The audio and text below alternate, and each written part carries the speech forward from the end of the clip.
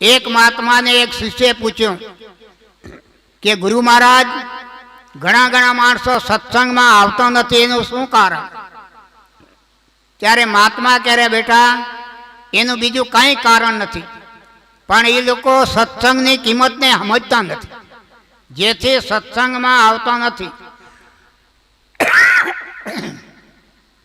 તને એક હું નાનો દાખલો આપું કે એક નાનું અસત બચ્ચું હોય, એ બચ્ચાને એક હાથમાં એક પતાસું આપી અને બીજા હાથમાં એક 100 રૂપિયાની નોટ આપી. બચ્ચું શું કરે? પતાસાને ચાટે, ખાય, મોંમાં ગાલે. બચ્ચાને એમ લાગે કે આ પતાસામાં કાંક છે, પણ 100 રૂપિયાની નોટ બચ્ચાને મને કાગળ.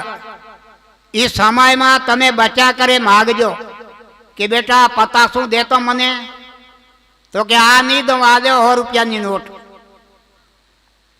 કારણ કે બચ્ચાને ખબર નથી, બચ્ચાની બાબલા બુદ્ધિ એની કેળવાણી નથી.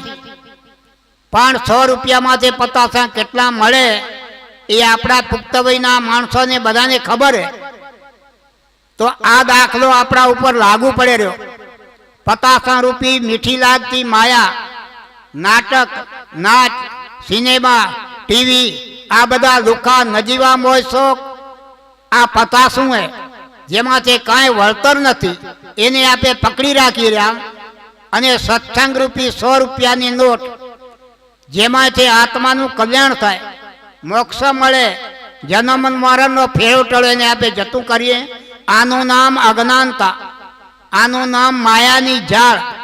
આવી માયાની જાળમાં ફસાઈ ન રહેતા પતાસાને જતું કરો અને 100 રૂપિયાની નોટને આચવાની જરૂર છે. મનુષ્ય અવતાર મુક્તિનો દ્વાર, તે નહીં પામો તમે વારંવાર. જે ક્ષણ જાય તે આવે નહીં, સાંઈ સમરણ તમે સાંધો છે. તો